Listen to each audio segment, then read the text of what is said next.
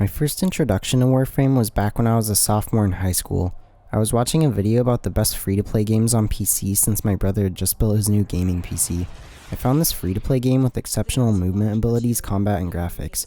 I didn't understand why this game was free-to-play at the time since it looked so good, and usually games that looked this good were AAA productions that cost $60. Eventually I told my brother about it and he downloaded the game.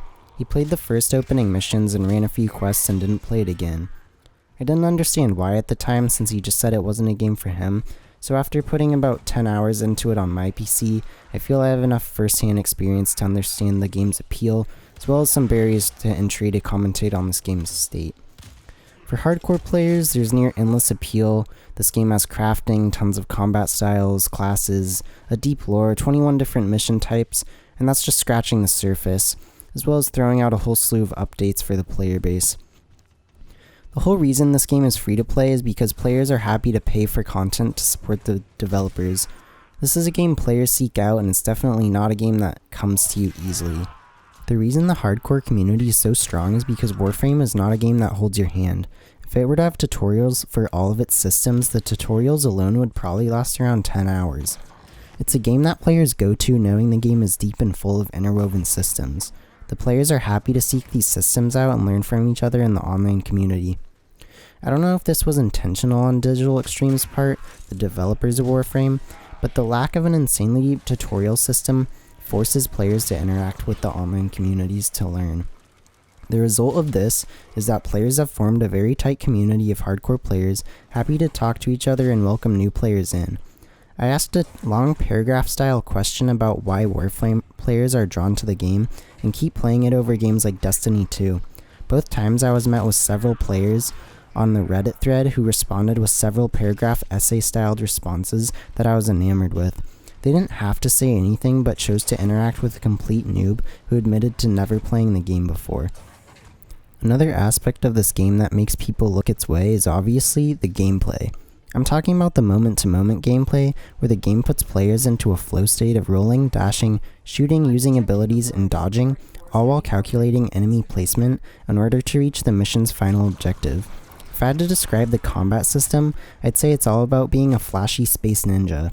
This is a very stark contrast to other shooter games where the controls boil down to run, jump, shoot, and maybe a few abilities or a slide if you're lucky. There was one person who said they failed completing a mission within the certain time limit because they forgot about the mission and were too engaged with the combat system. If you watch videos on experienced people playing this game, the combat styles and strategies people perform look so optimized and engaging that it makes you want to put time in to get that good. The combat system, of course, ties into the class system known as a Warframe in this game. It's obviously named around this system because of all the gameplay systems surrounding it that are tied to upgrading, crafting, or building your new or existing Warframe suits. There are currently 35 different Warframes in the game, so every person will find some sort of playstyle they enjoy. There's even ways to customize gameplay beyond that, since the suit gives your Warframe abilities which can further be modified. You have your primary weapon, secondary weapon, melee weapon, which can all be upgraded differently using the mod system. Some Warframes are really movement oriented and rely on speed, whereas others cause massive havoc with their AoE attacks. If you're willing to grind out or pay for platinum currency, then you'll gain access to all these different playstyles over time. The economy system seems to be where the most complaints are with the game, but not for the reason of the game being filled with microtransactions.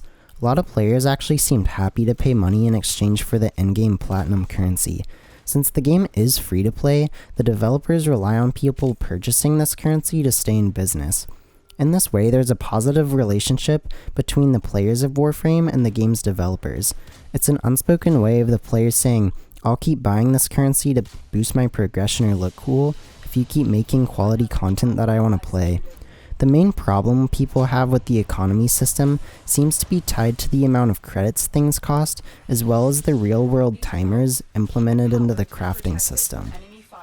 A lot of live service and free-to-play games have problems with progression-based currency, and Warframe is no different.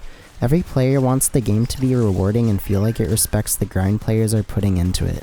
It's up to the developers to try and balance this feeling of progression for players with profit in order to stay in business so there can be a game to begin with.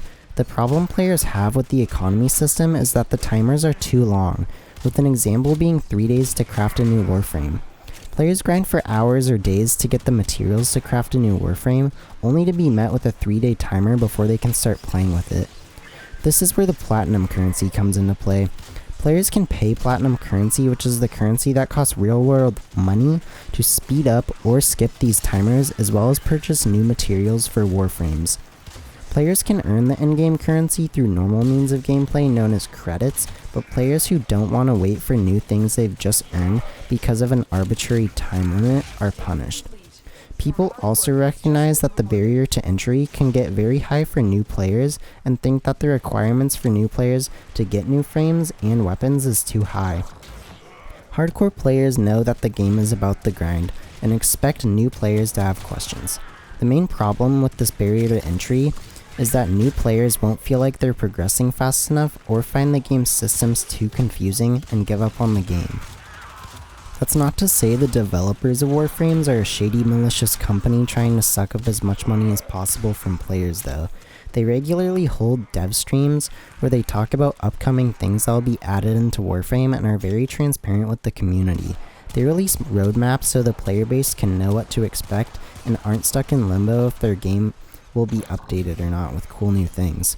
This is a very nice feature coming from someone who plays Rocket League daily.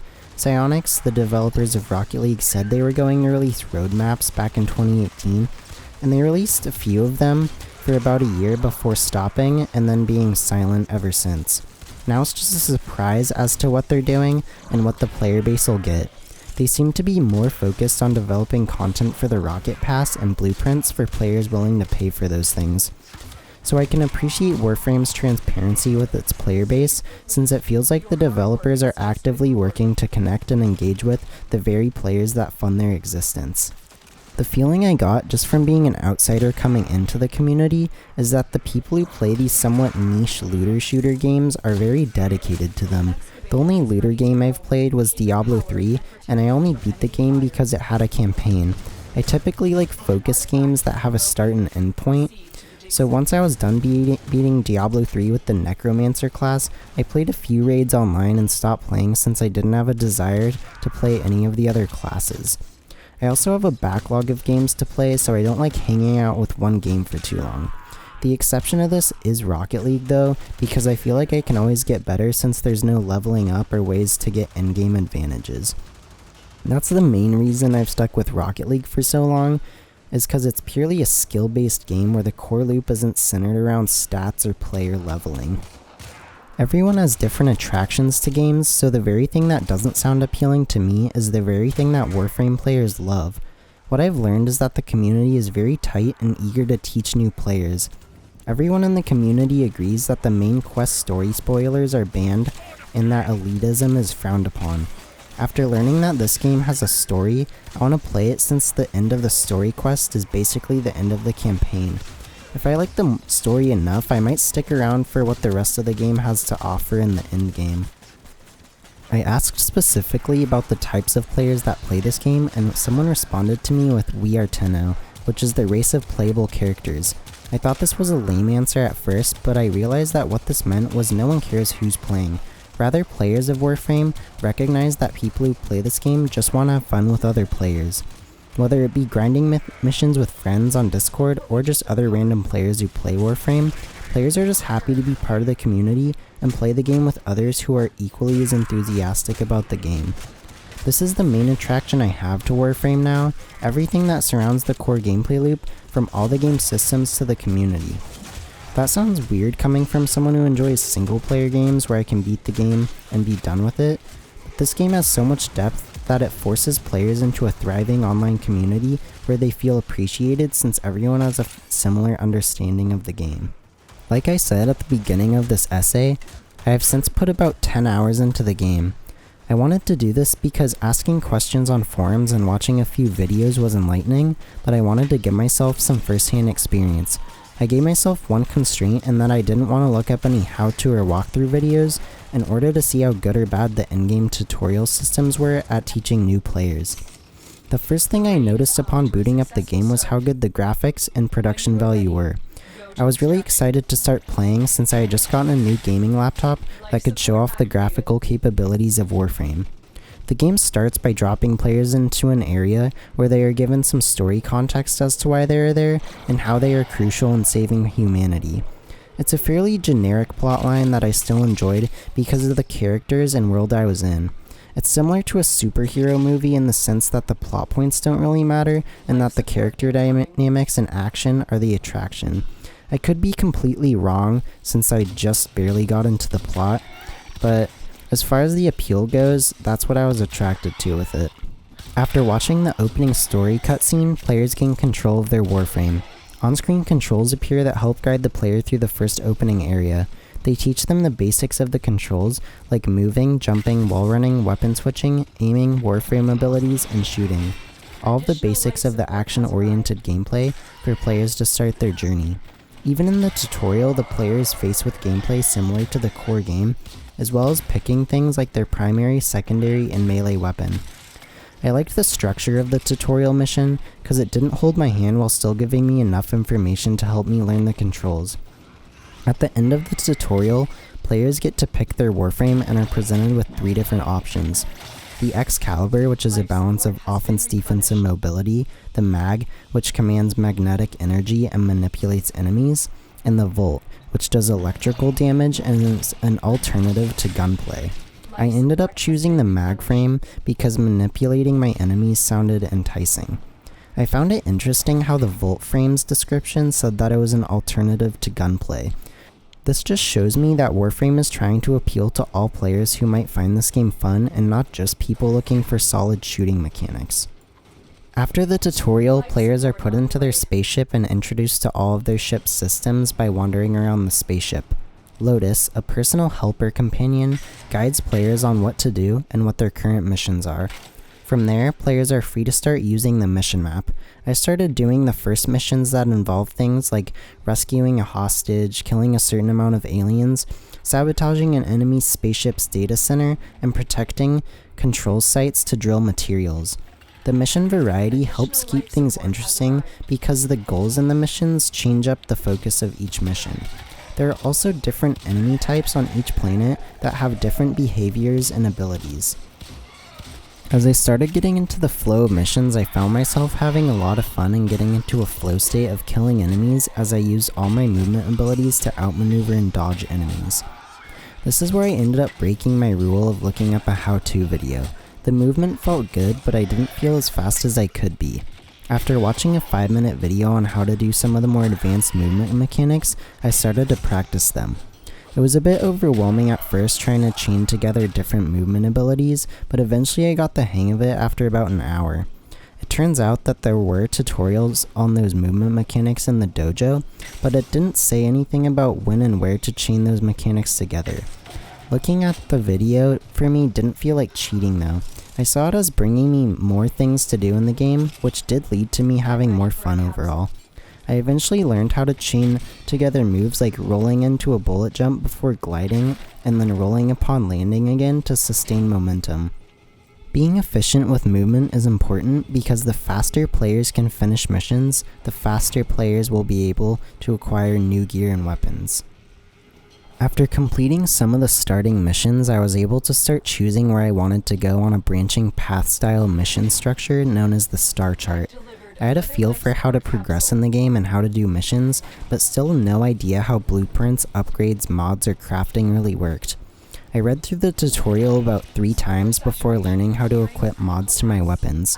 There is an auto feature for equipping mods, but that takes out all the personalization players want when making weapons and abilities their own. After I learned about mods and equipment, I started getting into a flow of completing a few missions before going back to my ship and then putting my new mods I got from those missions on my gear. A nice surprise for me was learning about the hub worlds in the game. After completing the required missions to unlock the next planet, I was introduced to the hub planet on Mercury. I didn't know there were a lot of these hub worlds in the games with unique missions. This was very exciting because the hub worlds with more open world style missions really made the planet and world seem lived in. These were the standout missions for me since the mission structure and story was unique to the planet's mission and goals. Even though I did put some time into the game, 10-ish hours of gameplay is a very limited scope compared to what the rest of Warframe has to offer. I wanted to ask questions to the part of the community who have beaten the main story quest and have stuck around for the endgame content. A common response I got was that there was always a goal to be working towards. Because there's so many builds and Warframes, players always want to try out new frames or get better mods for their current frames. This also ties into the different weapon types and how different classes utilize those. At any time, players can change up their class from something like a hyper-mobile melee frame to a stealthy assassin-style character, sneaking around and picking off enemies from afar with a bow and throwing knives. Because the mod system and crafting are so integral to progression, players have to become fluent in the language of Warframe, so to speak, which helps build up player investment in the game. Even though I've done a lot of praising of this game, there's still a lot of complaints I heard from the hardcore community that I never experienced firsthand because of my lack of time in the game. The main complaints I heard were about the lack of endgame content apart from unique cosmetics, the game becoming too easy, content being locked behind too much grinding, rewards given after grinding aren't substantial enough, and no one playing the Railjack or Conclave game modes. That sounds like a lot of complaints for these hardcore players to have, but hardcore players are the ones most critical of their game because they are the ones who most want it to succeed. To start with the lack of endgame content, the main story takes around 50 hours to complete before the goal of the game switches to replaying missions and grinding for frames and weapons. Players who complete the game aren't given enough unique endgame content to make the effort feel worth it. The rewards given are mostly cosmetic, and players want things like new weapons, mission types, or unique in-game warframes that actually change up the gameplay. If the rewards being given aren't worth the effort, then that leads to the player becoming dissatisfied with the gameplay loop, since their time no longer is being respected. Digital Extremes continue adding new expansions and updates, but it seems to be focused in the wrong areas for a lot of hardcore players. When I first read about the Empyrean update, it seemed really fun, because it added Railjack, which is a whole new game mode centered around PvP spaceship combat, where players board enemy ships and then take them out from the inside. In reality, this mode turned out to be half-baked and was pretty much dead on arrival. The general consensus seemed to be that people who play PvE games don't really care about the PvP modes that much. This was similar to Conclave, which is also a fairly dead game mode centered around arena-style PvP combat. Warframe is a game that either succeeds or fails based on its updates appealing to hardcore players. On paper, a lot of their updates sound good, like adding PvP modes, which probably does help attract new players, and Warframe does get a surge of new players after every major update, which is good, as some of them may become hardcore players. It's vital for Digital Extremes to listen to their community, since their financial success depends on hardcore invested players paying for platinum currency to support the developers. Based on player counts from Steam charts, the game has steadily grown in player count since it launched in March 2013, all the way through October 2018. Since then, Warframe's player counts have been going down slowly, but are still higher than they were the first 4 years the game was on the market. I think these numbers show that the game has a good foundation with a lot of content from past updates, but the recent updates haven't been what the community wants. Even though I haven't played long enough to encounter a lot of these issues that hardcore players have, my personal takeaway from the game is that the core gameplay loop is fun and rewarding. The flow of doing a variety of missions, equipping mods, and then beating story bosses at the end of each planet is very satisfying. The personalization that is available is almost endless, with 35 different warframes, each with unique abilities and infinite mod combinations, leads to a very personalized experience. Some problems do occur with trying to understand the grander systems in the games, such as crafting frames and mods, and conveying what players need to do in order to get the frames and weapons they want. Looking at forums and videos of how to do certain things is pretty much necessary in order to fully comprehend all of the interlocking systems in place.